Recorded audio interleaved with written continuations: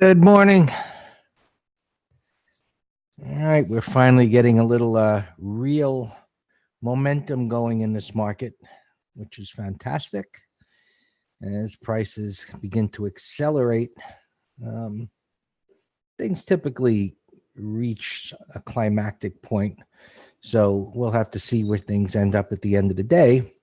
But I'm starting the day with our pre-market review, looking at bonds, which we've been talking about for a while now. And, I've been mentioning that the media will begin to take attention to what's happening here at yields dropping and the inversion of the yield curve on shorter levels, which is now gaining ground on the more extreme levels at either end.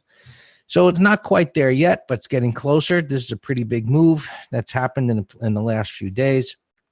And so the weeklies here are coming up to the next resistance. And so we'll see where today ends up. But as prices get closer to a reference point of resistance, that momentum's likely to stall. So looking at the weekly chart, you had this advance. The red bar ignored this big 180 reversal in the move up. And the textbook, really textbook, old style type of pullback to minor support that stabilized and reversed the way it used to back in the 90s without any of the gyrations and wiggles that typically happen now with the algorithms and such. So really nice pullback pattern and advance without a break of a prior bar's low. And now on the weekly time frame, the bar is beginning to expand and range up into this resistance area where we know historically this kind of a pattern is going to stall. So as it comes up to this 154 area, which is pretty nice move, another point up to there. But again, it's an area. That's why I mark it with a box like that. We can't know that it'll exactly get there. And there's always the possibility that it exceeds it and pushes up slightly through it. This is the greater than 100% retracement concept. So, which tells us that as prices move up as these are and come up to resistance, the anticipated reaction is a stall in momentum. And the next step in our factory work, as we like to call it, our systematic analysis is the first reference point of support is a prior bar's low. Now, as the range expands, a prior bar's low is pretty far away, and it makes sense to go down to the next smaller time frame and start tracking there as it goes up. So, and we'll see if it stalls here in the next week. As it comes up in here, odds are it's going to stall, and that might give some actual relief to equities that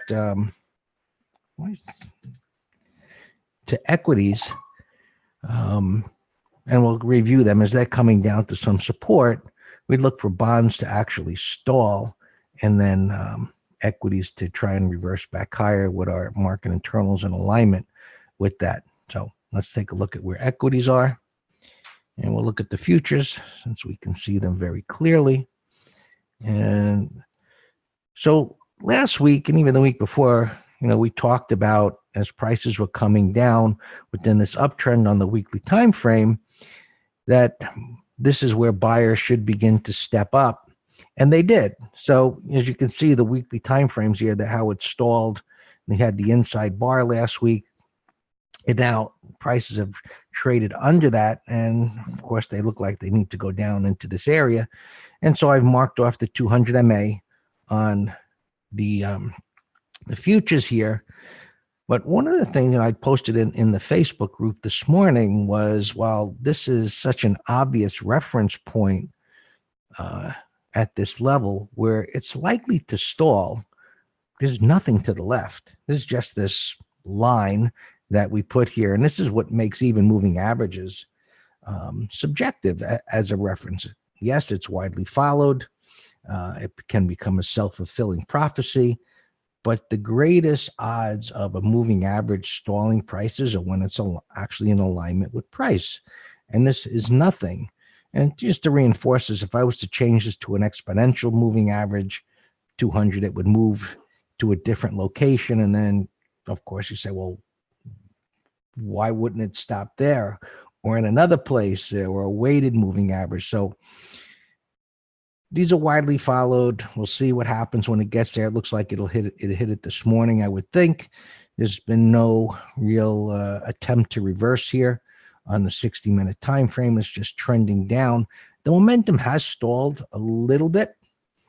And let's just get my little drawing tool out here.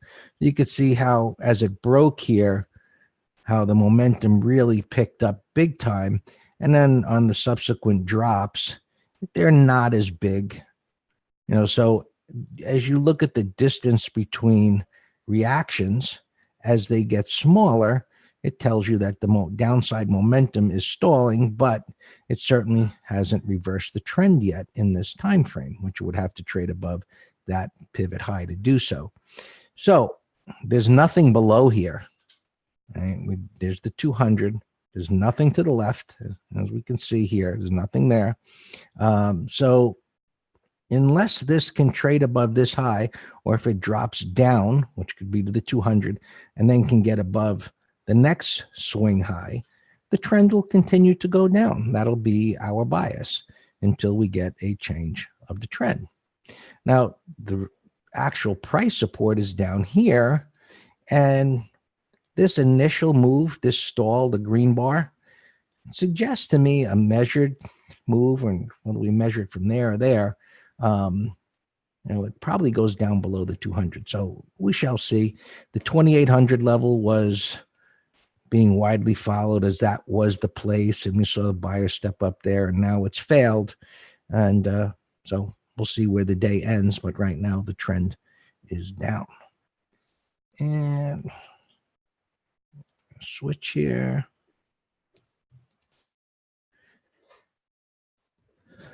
Nasdaq Futures, same story, 200 down here, 7,200, a big hold number, but nothing to the left. As far as price support, really nothing to the left. It's further down. And I actually like it when prices overshoot the 200 on the daily time frame, because then you get the real bearishness coming in, that, those that use the 200 as a reference point of a long-term trend. Is it rising? Is it flat? Is it down? And so on. But the break of it gets the attention of the media. So poking down through it, getting their attention, big worries, and then things begin to reverse back up again. Just looking at the cues, take notice where the 200 is there, and there's nothing to the left. Price support is down here, and trading at 176.43. We're still above the 200, but gapping down, but nothing below it. Spiders, 277.35, getting close to it, and nice gap down. And let's just move this lower to that pivot low, which will put it pretty close to where we are here. Can still go lower, but that 200 just seems like an obvious reference point for an initial, at least, stabilization. So we'll be keeping an eye on that and taking a look at the diamonds. Right, 252 right down here, and there's nothing there. Nothing there. And right, 249, 250. I would think it goes down there. And we've got what looks like now a head and shoulders top in place, a distribution pattern. And we can kind of eyeball, the idea of that is that these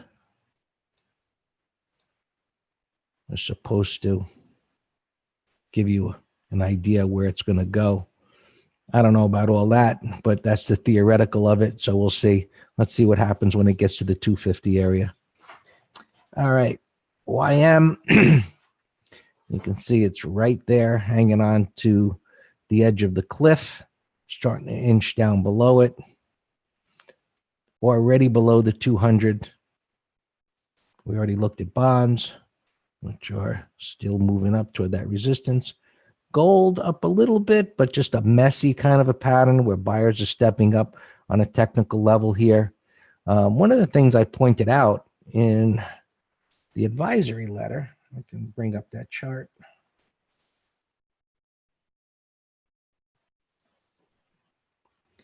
And looking at on a weekly here, you can see these 13-week T-bill rates have been rising since 2016, and this is the first time that they've rolled over and breaking some support, which is signaling, and you've heard some talk about this in the media, signaling the easing of short-term interest rates by the Fed. So the market is beginning to believe that.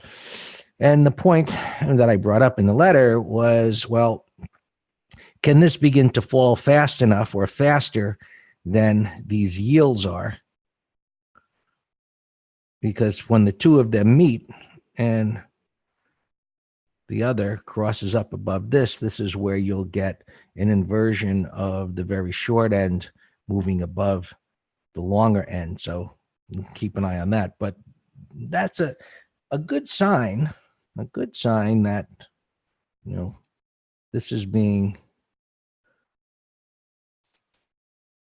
the market is beginning to look at this as a real concern. And I mentioned yesterday about the fact that steel's moving down, copper's moving down, aluminum's moving down. Yields are moving down, and now, the short end here beginning to move lower. Is at least one positive that the markets are saying, hey, Fed, you better do something here. And that's some talk of that has begun. And what else we look at? Oil, right? Oil's moving down with those metals that are indications of the economy or the belief of it continuing to grow as it has, which is, that belief is beginning to diminish, obviously, with this trade war. And, so as it's continuing, becoming more of a concern, and, we'll see how this all unfolds in time. But, this news has kind of played havoc with some of the day-to-day patterns.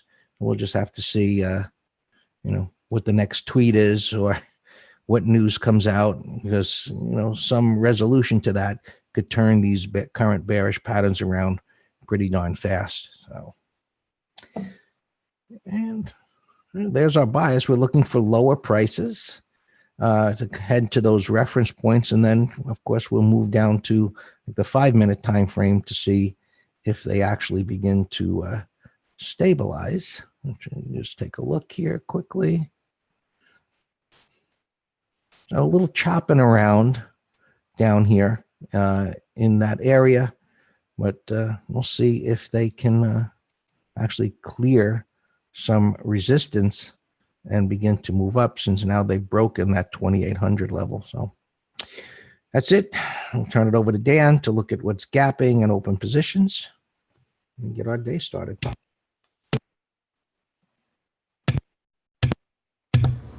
All right, good morning. Yeah, we went into the close yesterday. I was, very confident saying my bias for today is bearish, unless we got a big gap up or negated or whatever. But going home everything was bearish, and those who took positions are getting paid right now. So nice job on that. It's going to make getting in the new shorts, a little harder here. We'll have to see. Again, the factory work, what happens in the first 30 minutes. Open positions in the weekly shop. We entered a put spread yesterday, but I tightened the stop to the day's low. And then STZ call spread, we have in both letters. And it's acting great. Oh, that's the wrong symbol. STZ, beautiful gap trade that we got into last Thursday, and it looks great. We're just in management mode, and I moved the stop to like a 5-minute high. We'll just try to get out at the open here. I said around 5 cents or less. I sent out a text to the folks. AER, we shorted the stock yesterday as a 1, 2, 3. Mealy, we went long, and It had such a beautiful morning, right at 610 area. I said sell a third for $13 profit. And it's actually printing right here at the stop, which is still going to be another $4 or $5 profit. So just keep a tight leash on that. XEC, I sent out a text this morning saying cover a third here. It was, around 61.80-ish for a very nice gain on a third, and then move the stop to 30-minute high. Hey, Howard, do you base a stop on the price of the underlying or the price of the spread? Howard, we do it based on the underlying, since we're technical traders, but I have a very detailed risk management document on selling options in the members area. I urge you and everyone else to read it if you do sell options and spreads.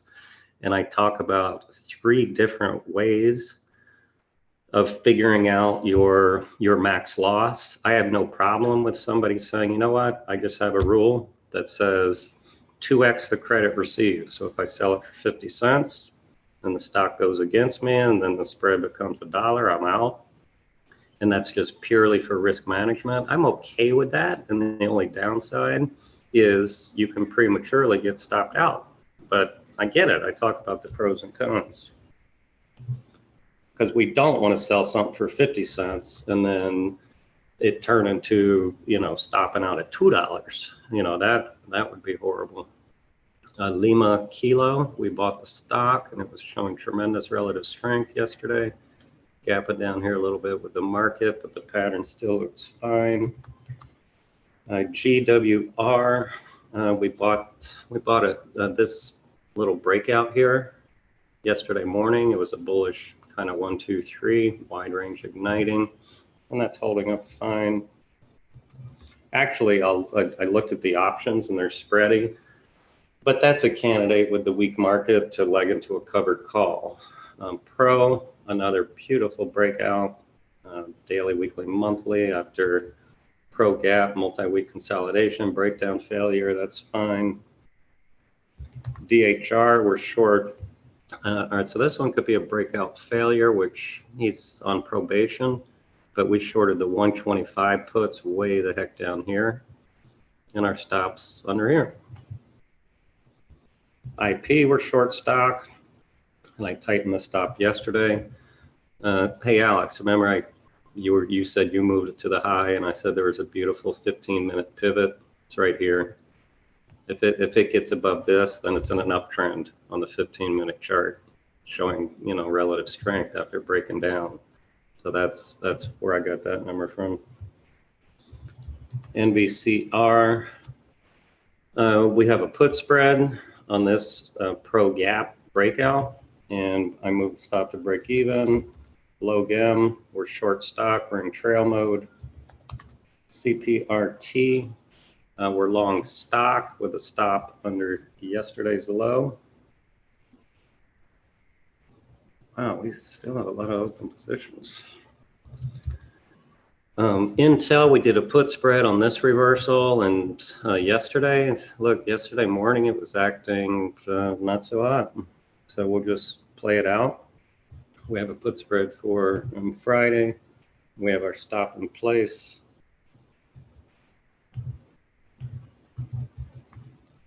AYX, we have a put spread, the 80.75, way the heck down here. We have our stop in place. ARNA is a pot stock, holding fine. It's a longer term trade. CNF put spread, and I tighten the stop under that little pivot. JMIA, we have a put spread. As long as he just goes sideways, we're making our time decay. So it's neutral right now. And at the bullish retest, which is where we got in the next day, and it's in a coma. The old Mohawk is also he's on probation. Well, that's a longer term trade, and we legged into a covered call. EEFT, we have a put spread. We already covered half at 50% of max profit, and we tighten the stop. SPWR is a longer term trade.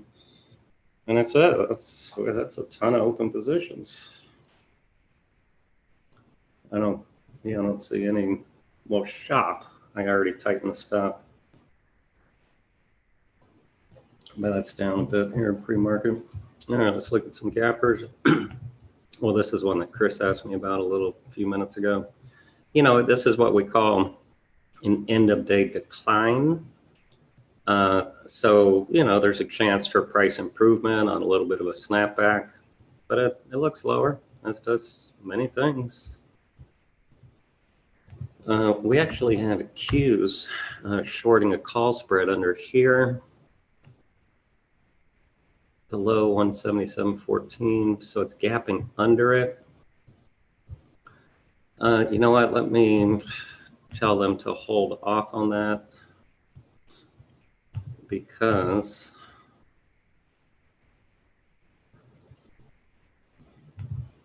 it's gapping, you know, under it, and I don't want to get too little of premium.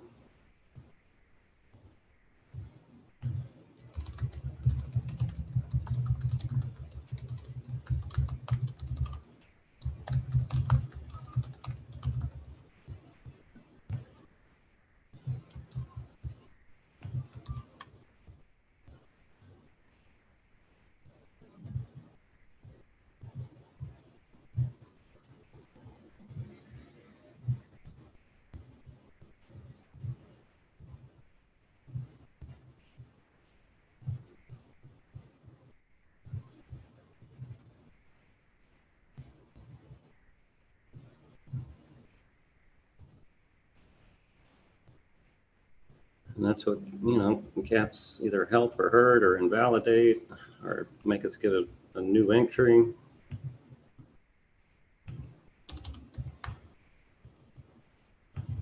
Yes, okay, yeah, let's continue here.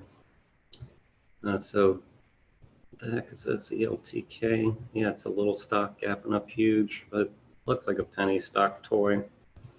STZ I have in the other platform. J&J, I heard them on the news. I don't know, some state is going after them. Roku is up in a weak market, but there's no pattern. Well, the 15-minute, if it can go sideways here for like a couple hours, then it might be an afternoon reverse head and shoulders if the right shoulder can build, but the daily is a mess, nothing to do there. Yeah, here's old Soli. I don't know what, look at this, look at,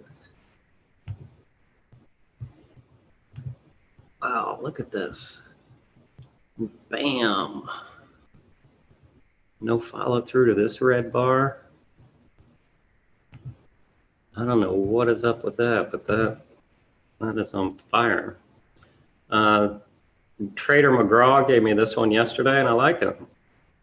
I don't like this intraday. That's a sign of light volume and no interest.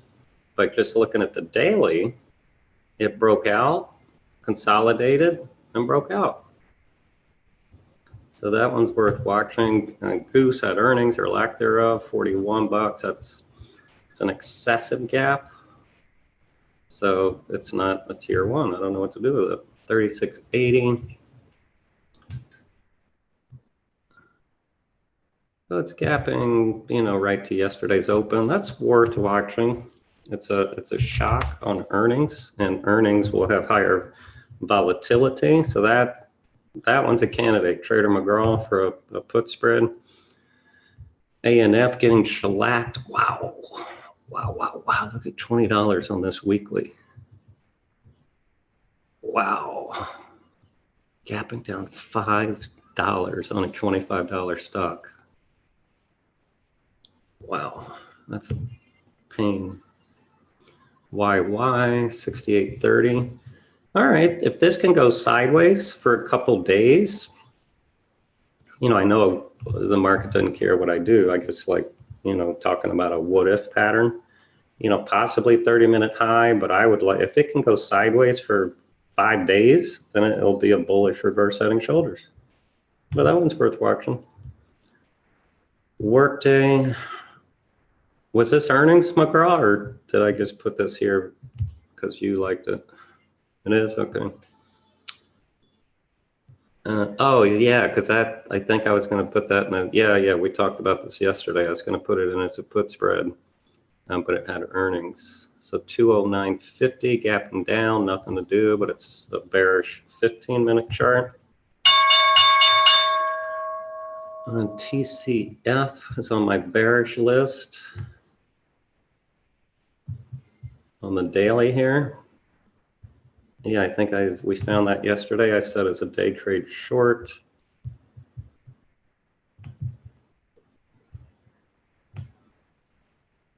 This was a continuation short. Mike Delta, Party. Oh, this one I said if it can take out yesterday's high. Region, I remember. No. Oh, plan, shoot, that's a bearish gap. Oh no, we're not in this one. It was a watch from scanning yesterday. Dish, if it can take out yesterday's high, looks good. Old Lift, AMD is still holding strong. That's relative strength in a weak market. IBM it's just a continuation.